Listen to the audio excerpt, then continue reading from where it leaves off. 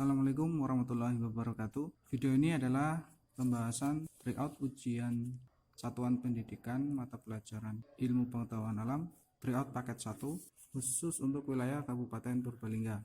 Pembahasan soal pertama. Perhatikan gambar berikut. Bentuk daun tumbuhan tersebut berfungsi. Kita perhatikan gambar pada soal nomor 1 adalah gambar tanaman talas, di mana bentuk daunnya dapat kita lihat berbentuk lebar dan tipis. Bentuk daun lebar dan tipis pada tanaman umumnya berfungsi untuk mempercepat penguapan, sehingga nomor 1 jawabannya adalah D. Lalu bagaimana dengan pilihan ganda A, B, dan C? Kita bahas satu persatu. A. Mengurangi penguapan. Bentuk daun pada tanaman yang berfungsi untuk mengurangi penguapan, bentuk daunnya permukaannya sempit. Sebagai contoh adalah tanaman kaktus. Bentuk daun tanaman kaktus berubah bentuk menjadi duri. Opsi B, memperlambat pembusukan, ini tidak ada. Opsi C, mempercepat pembusukan, juga tidak ada. Selanjutnya pembahasan soal nomor 2. Perhatikan gambar ini. Gambar pada soal nomor 2 adalah gambar belalang. Pertanyaannya, hewan berdaur hidup sama dengan hewan pada gambar tersebut adalah. Agar kita bisa menjawab, maka kita harus tahu daur hidup belalang. Daur hidup pada belalang disebut metamorfosis tidak sempurna. Pada metamorfosis tidak sempurna, bentuk hewan yang baru menetas mirip dengan induknya, namun ada bagian-bagian tubuh yang belum terbentuk, misalnya sayapnya.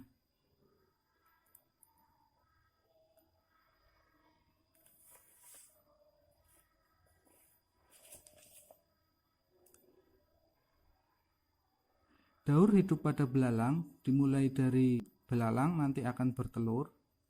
Telur kemudian menetas menjadi belalang kecil, ini adalah nimfa. Telur yang baru menetas pada belalang bentuknya adalah mirip seperti belalang dewasa. Hanya saja ukurannya lebih kecil, kemudian ada bagian-bagian tertentu yang belum tumbuh. Setelah tumbuh, maka akan menjadi belalang dewasa atau nama lainnya adalah imago. Untuk menjawab soal nomor 2, kalian harus mencari daur hidup hewan yang sama dengan belalang atau mencari daur hidup hewan yang mengalami metamorfosis tidak sempurna. Kita bahas satu persatu. A. Jangkrik. Jangkrik adalah hewan yang mengalami metamorfosis tidak sempurna. Kemudian kupu-kupu. Kupu-kupu adalah hewan yang mengalami metamorfosis sempurna, di mana tahapan daur hidup kupu-kupu dimulai dari telur. Setelah telur menetas, kemudian menjadi ulat. Ulat tumbuh menjadi kepompong. Kepompong kemudian berkembang menjadi kupu-kupu dewasa. Capung.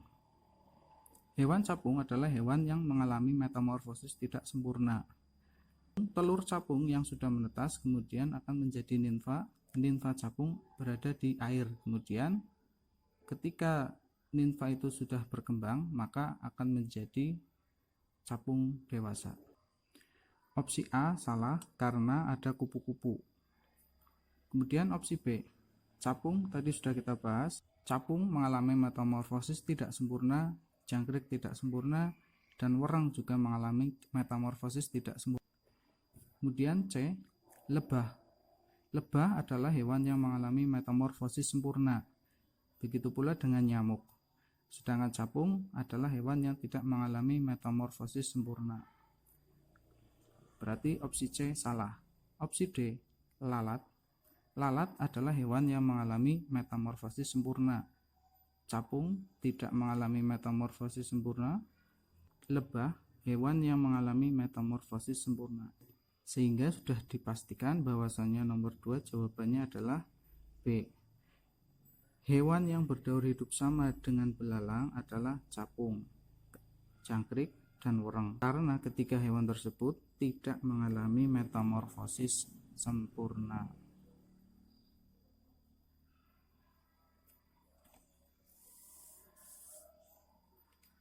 Berikutnya pembahasan soal nomor 3. Perhatikan gambar berikut. Gambar A, gambar B,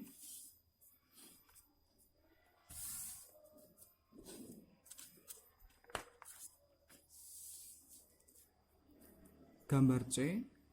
Gambar D. Pertanyaannya adalah pasangan yang tepat antar gambar kegiatan dan pernyataan titik-titik A dan 1. Sekarang kita cermati gambarnya, kemudian kita lihat pasangannya tepat atau belum. A dan 1.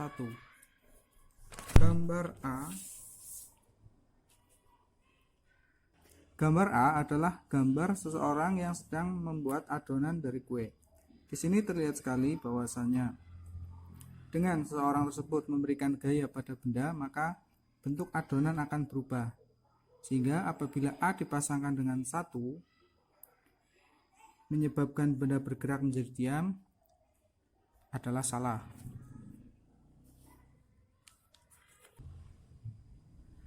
Karena opsi A1 sudah salah, maka kita tidak usah lanjutkan, sudah pasti ini bukan jawaban yang betul. Kemudian opsi B, A dan 2.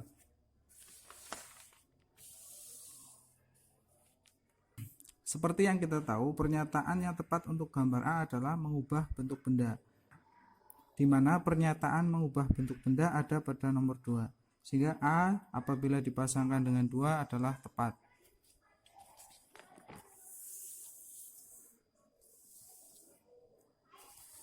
Opsi B untuk A2 tepat. Kemudian kita cek D dipasangkan dengan 4. Gambar D adalah pengendara yang sedang mengendarai motornya. Kemudian karena ini berada di tikungan, kemungkinan yang tepat adalah pengendara ini mengerem kendaraan tersebut sehingga memperlambat atau menghentikan laju kendaraannya. Apabila D dipasangkan dengan 4, mengubah arah benda adalah kurang tepat. Jawaban B belum benar. Sekarang kita bahas opsi C. B dipasangkan dengan 4.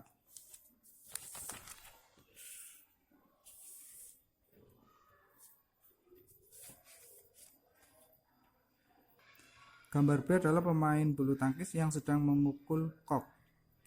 Ketika dipukul maka arahnya akan berubah. Sehingga apabila B dipasangkan dengan pernyataan 4, mengubah arah benda adalah tepat. Opsi C, B dipasangkan dengan 4 adalah benar. Sekarang kita cek gambar C apabila dipasangkan dengan 1. Pada gambar C terlihat seorang kiper yang sedang menangkap bola. Gambar tersebut apabila dipasangkan dengan pernyataan yang tepat adalah gaya dapat menghentikan gerak benda. C dipasangkan dengan 1. Sekarang kita lihat pernyataan nomor 1. Pernyataan nomor 1 adalah menyebabkan benda bergerak menjadi diam. Artinya, apabila gambar C dipasangkan dengan pernyataan nomor 1, maka opsi C keduanya adalah benar. Untuk sementara jawabannya C, namun kita lihat dulu opsi D. C dipasangkan dengan 4. Seperti kita tahu tadi, gambar C tepatnya adalah gaya dapat menghentikan gerak benda. Maka apabila dipasangkan dengan 4, salah. Sekarang sudah bisa kita pastikan untuk jawaban yang paling tepat adalah C. Berikutnya pembahasan nomor 4. Beberapa hasil alam yang ada di Indonesia berupa kelapa sawit dan biji jarak yang dapat digunakan sebagai pengganti bahan bakar kendaraan bermesin. Energi alternatif tersebut berupa titik-titik. Energi alternatif adalah energi pengganti dari energi utama. Adapun energi alternatif mensyaratkan antara lain yang pertama adalah murah, kemudian melimpah, dan mudah didapat. Sekarang kita bahas satu persatu. A. Biodiesel. Biodiesel adalah salah satu energi alternatif dari biji jarak atau kelapa sawit. Opsi B. Biogas. Biogas merupakan gas yang dihasilkan oleh aktivitas anaerobik atau fermentasi dari benda-benda organik. Sebagai contoh, berasal dari kotoran hewan atau bahkan dari kotoran manusia. Kemudian C. Bioetanol. Nama lain etanol adalah alkohol. Bioetanol adalah energi yang berbahan baku dari tanaman yang mengandung pati atau karbohidrat. Sebagai contoh, berasal dari singkong yang difermentasi akan menghasilkan bioetanol. Kemudian opsi D, biomasa. Biomasa adalah bahan biologis yang hidup atau baru mati, atau bisa dikatakan sebagai limbah yang dapat digunakan sebagai bahan bakar. Apabila kita lihat pertanyaan, beberapa hasil alam yang ada di Indonesia berupa kelapa sawit dan biji jarak yang dapat digunakan sebagai pengganti bahan bakar kendaraan bermesin, maka yang paling tepat adalah jawaban A. Karena biodiesel adalah energi yang berasal dari kelapa sawit dan biji jarak. Dengan demikian, jawaban untuk nomor 4 sudah bisa dipastikan adalah A. Berikutnya adalah soal nomor 5. Perhatikan gambar berikut. Alat yang digunakan oleh dokter untuk mengetahui bunyi detak jantung ditunjukkan oleh gambar. Di antara keempat peralatan ini ada salah satu yang menggunakan prinsip bunyi. Sekarang kita cermati gambar A. Gambar A adalah gambar tensimeter. Gambar tensimeter ini tidak ada kaitannya dengan bunyi. Kemudian gambar B. Gambar B adalah termometer digital. Gambar B juga tidak ada hubungannya dengan bunyi. Kemudian gambar C. Gambar C adalah alat bantu oksigen atau alat oksigen elektronik. Gambar C ini juga tidak ada hubungannya dengan bunyi. Kemudian gambar D adalah stetoskop. Gambar D adalah alat yang digunakan untuk memperjelas detak jantung. Sehingga dipastikan jawaban nomor 5 adalah D. Selanjutnya pembahasan soal nomor 6.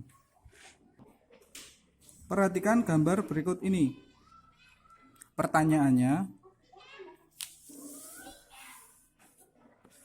berdasarkan gambar di atas, pasangan dari sifat cahaya yang tepat adalah titik-titik.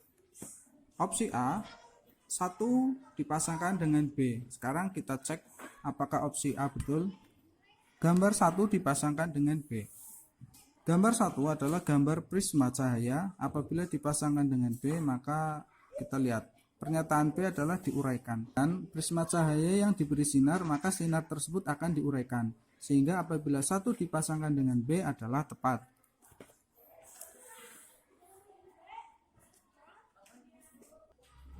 Masih di pembahasan opsi A, 2 dipasangkan dengan C. Sekarang kita lihat gambar 2. Pada gambar 2, di sini ada senter yang disorotkan kepada toples, di mana toples ini adalah benda bening. Sehingga dapat kita lihat cahayanya dapat menembus. Apabila opsi 2 dipasangkan dengan C, kita lihat pernyataan C, sifat cahaya dibiaskan, maka sudah bisa dipastikan adalah salah atau keliru. Dengan demikian, opsi A untuk pasangan 2 dan C adalah salah. A jawaban belum tepat.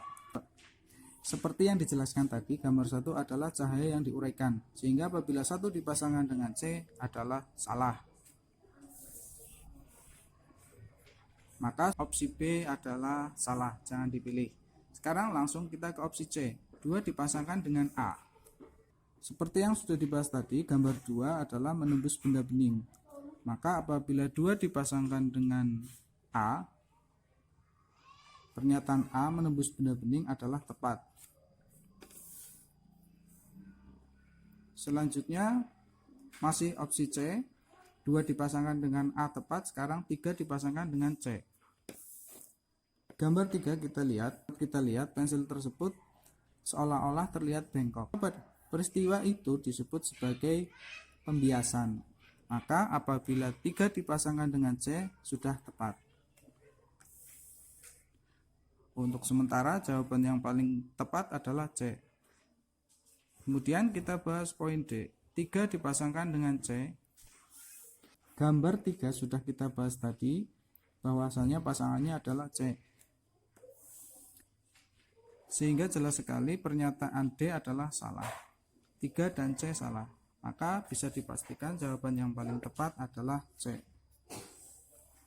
Lalu bagaimana dengan gambar 4? Gambar 4 menunjukkan bahwasanya cahaya dapat merambat lurus. Pasangan yang tepat untuk gambar 4 adalah 4 dan D.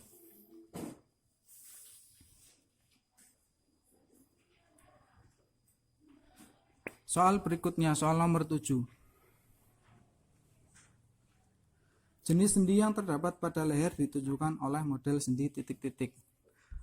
Untuk dapat menjawab jenis-jenis sendi, maka kalian harus mempelajari tentang persendian. Sendi merupakan sambungan antar tulang, di mana sambungan antar tulang tersebut biasanya dapat digerakkan dengan gerakan-gerakan atau memiliki arah-arah tertentu. Kita bahas satu persatu. Gambar A adalah sendi engsel. Sendi engsel adalah persendian yang memungkinkan terjadinya gerakan ke satu arah. Sebagai contoh adalah persendian pada siku tangan kita. Kemudian gambar B. Gambar B adalah gambar sendi pelana. Sendi pelana adalah persendian yang memungkinkan terjadinya gerakan kedua arah. Sebagai contoh, hubungan antara tulang ibu jari tangan dengan tulang telapak tangan kita. Gambar berikutnya pada opsi C adalah gambar sendi putar. Adalah persendian yang memungkinkan terjadinya gerakan berputar. Sebagai contoh, hubungan antar tulang tengkorak dengan tulang atlas. Yang terakhir, gambar D. Gambar D adalah sendi geser. Sendi geser adalah persendian yang memungkinkan terjadinya gerakan bergeser. Sebagai contoh, persendian pada tulang belakang. Dengan demikian, maka untuk pertanyaan nomor 7, jenis sendi yang terdapat pada leher adalah sendi putar. Sendi putar ditunjukkan oleh gambar C. Maka jawaban yang tepat untuk nomor 7 adalah C.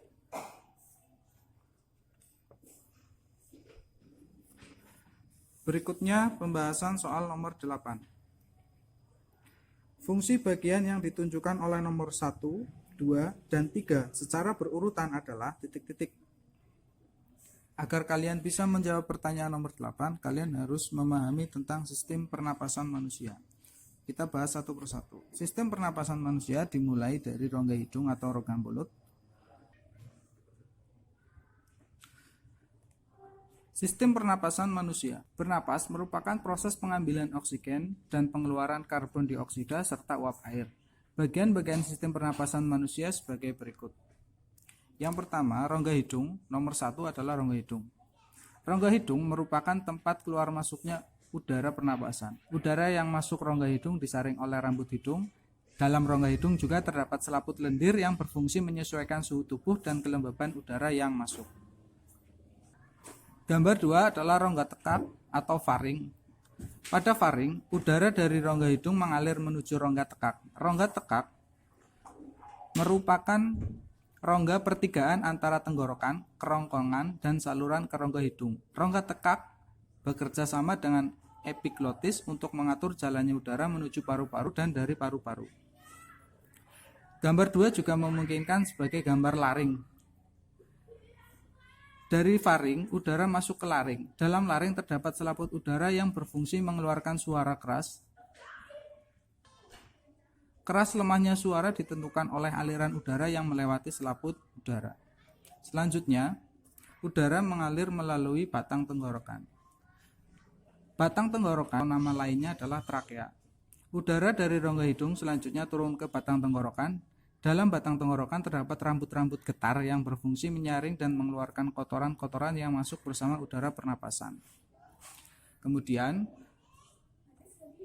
dari batang tenggorokan ini akan ada dua percabangan, yaitu ke kanan dan ke kiri, yang disebut sebagai bronkus. Bronkus merupakan percabangan dari batang tenggorokan. Bronkus ada dua, yaitu bronkus kanan menuju paru-paru kanan dan bronkus kiri yang menuju paru-paru kiri.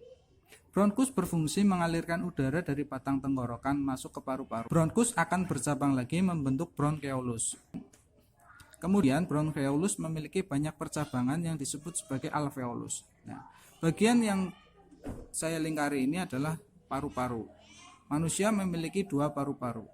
Di dalam paru-paru, bronkeolus memiliki banyak percabangan yang disebut sebagai alveolus. Pada alveolus terjadi pertukaran antara oksigen dan karbon dioksida. Setelah itu, karbon dioksida dari paru-paru menuju tenggorokan, lalu ke lubang hidung, untuk kemudian dikeluarkan dari dalam tubuh. Apabila kita cermati gambar 1, 2, dan 3, maka fungsi bagian yang ditunjukkan oleh nomor 1, 2, dan 3 secara berurutan adalah A. Penyesuaian suhu. Gambar 1, penyesuaian suhu. Betul ya? Kemudian Gambar 2 mengeluarkan suara. Baik, seperti yang tadi saya terangkan bahwasanya gambar 2 kemungkinan bisa faring ataupun laring. Dan gambar 3 pertukaran udara. Gambar 3 pertukaran udara. Yang dimaksud di sini adalah pertukaran oksigen dan karbon dioksida. Sementara jawaban paling tepat adalah A. Namun jangan buru-buru dijawab A, kita cermati jawaban B, C, dan D. Jawaban B, penyesuaian suhu. Di hidung, gambar 1 menunjukkan hidung penyesuaian suhu, betul. Gambar 2 menyaring udara, kurang tepat. Gambar 3 mengeluarkan suara, kurang tepat. Maka jawaban B salah. Jawaban C, menyaring udara. Di hidung terjadi proses penyaringan udara oleh rambut hidung, betul. Kemudian gambar 2 mengatur jalannya udara, kurang tepat. Gambar 3 pertukaran udara. Gambar 3 pertukaran udara tepat. Karena ada salah satu yang kurang tepat, maka jawaban C salah. Sekarang opsi D, menghirup udara di hidung, betul. Kemudian pertukaran udara. Gambar 2 pertukaran udara, kurang tepat. Dan gambar 3 mengeluarkan udara, kurang tepat. Seharusnya gambar 3 adalah posisi hidung. Maka D salah. Dengan demikian bisa dipastikan jawaban yang paling tepat adalah A. Pembahasan berikutnya soal nomor 9. Perhatikan daftar berikut. Pertanyaannya, ciri-ciri gejala penyakit TBC sesuai daftar tersebut adalah titik-titik. Adapun ciri-ciri penyakit TBC diantaranya adalah demam, kemudian nyeri di bagian dada, menggigil, penurunan berat badan hari, berkeringat di malam hari lebih dari biasanya, hilangnya nafsu makan, dan perasaan letih. Dari ciri-ciri tadi, manakah diantaranya yang ada pada pilihan A, 1 dan 2? Bersin dan menggigil. Umumnya bersin ini adalah ciri penyakit influenza atau pilek. Kemudian yang 2, demam dan hidung berair merupakan ciri-ciri TBC. Karena 1 bukan ciri TBC, maka jawaban A kurang tepat. Kemudian opsi B, 2 dan 3, demam dan hidung berair, kemudian demam terus-menerus merupakan beberapa ciri seseorang terkena TBC. Sehingga jawaban B betul. Kemudian C, 3 dan 4. 3, demam terus-menerus, kemudian berkeringat saat malam hari. Untuk poin 4, berkeringat saat malam hari adalah sesuatu yang biasa atau lumrah. Namun, apabila berkeringat saat malam hari lebih dari biasanya, itu baru bisa disebut sebagai salah satu gejala penyakit. Sehingga poin 4 kurang tepat, maka jawaban C belum benar. Opsi D, 4 dan 5. 4, berkeringat saat malam hari, tadi sudah kita bahas, kurang tepat. Dan 5, batuk berdahak dan berdarah. Batuk berdahak dan berdarah adalah salah satu gejala atau ciri penyakit hemoptisis. Maka sudah bisa dipastikan jawaban yang tepat untuk nomor 9 adalah B. Pembahasan berikutnya soal nomor 10. Pada organ ini, makanan dicerna sehingga menjadi bubur. Selanjutnya, makanan yang mengandung protein akan diubah menjadi pepton. Pada tahapan ini, makanan berada di organ titik-titik. Agar kalian bisa menjawab soal nomor 10, maka kalian harus memahami materi tentang sistem pencernaan pada manusia. Organ pencernaan makanan meliputi mulut, kerongkongan, lambung, usus halus, usus besar, dan anus. Kita bahas satu persatu. Yang pertama, mulut. Dalam mulut berlangsung pencernaan secara mekanis dan kimiawi. Pencernaan mekanis menggunakan gigi dan lidah dengan cara dikunyah. Sedangkan pencernaan kimiawi dengan bantuan air ludah yang mengandung enzim petialin. Enzim petialin berfungsi untuk mencerna zat tepung atau amilum menjadi gula sederhana. Makanan dari mulut kemudian menuju kerongkongan. Di sini tidak ada kerongkongan, tapi akan saya jelaskan. Makanan dari dalam rongga mulut didorong masuk ke dalam kerongkongan. Selanjutnya, makanan didorong menuju lambung dengan gerakan peristaltik. Dari kerongkongan, makanan akan diteruskan menuju lambung. Dalam lambung, berlangsung pencernaan secara mekanis dan kimiawi. Pencernaan mekanis dengan mengaduk dan meremas makanan yang dilakukan oleh otot dinding lambung. Pencernaan kimiawi dilakukan dengan bantuan getah lambung. Getah lambung dihasilkan oleh kelenjar pada dinding-dinding lambung. Getah lambung dapat mencerna makanan secara kimiawi karena mengandung zat-zat berikut. Yang pertama, enzim pepsin untuk mengubah protein menjadi pepton, kemudian enzim renin untuk mengendapkan protein susu menjadi kasein, dan yang ketiga asam lambung atau asam klorida HCl berguna untuk membunuh kuman-kuman yang masuk bersama makanan dan mengubah sifat protein. Makanan dari lambung kemudian menuju usus halus. Pada usus halus dibedakan atas 3 bagian, yaitu usus 12 jari, usus kosong, dan usus penyerapan. Dalam usus 12 jari berlangsung pencernaan secara kimiawi. Pencernaan ini dilakukan oleh cairan empedu dan getah pankreas. Cairan empedu dihasilkan oleh hati dan berfungsi memecah lemak menjadi butiran-butiran lemak yang lebih halus. Getah pankreas mengandung enzim-enzim berikut. Enzim amilase berfungsi mengubah zat tepung menjadi gula. Enzim tripsin berfungsi mengubah pepton menjadi molekul yang lebih kecil. Enzim lipase berfungsi mengubah lemak menjadi asam lemak dan gliserol. Dalam usus kosong masih berlangsung pencernaan secara kimiawi menggunakan beberapa enzim. Enzim erepsin berfungsi untuk menguraikan pepton menjadi asam amino. Sementara itu, enzim maltase, sukrase, dan laktase berfungsi untuk menguraikan karbohidrat. Selanjutnya, makanan masuk ke dalam usus penyerapan. Dalam usus penyerapan terdapat jonjot-jonjot usus. Dalam jonjot-jonjot usus terdapat kapiler darah dan pembuluh getah bening yang akan menyerap sari-sari makanan. Selanjutnya, sari-sari makanan tersebut diedarkan ke seluruh tubuh. Dari usus halus, kemudian makanan menuju usus besar. Dalam usus besar terjadi penyerapan air dan garam-garam mineral. Selanjutnya, sisa makanan dibusukkan oleh bakteri Escherichia coli. Dari usus besar, makanan akan keluar melalui anus. Bahan padat hasil pembusukan sisa makanan disebut feses. Feses dikeluarkan melalui anus. Maka untuk soal nomor 10, makanan dicerna sehingga menjadi bubur. Selanjutnya, makanan yang mengandung protein akan diubah menjadi pepton. Terjadi atau pada tahapan ini makanan berada pada organ lambung. Dengan demikian, jawaban yang paling tepat untuk nomor 10 sudah bisa dipastikan adalah D.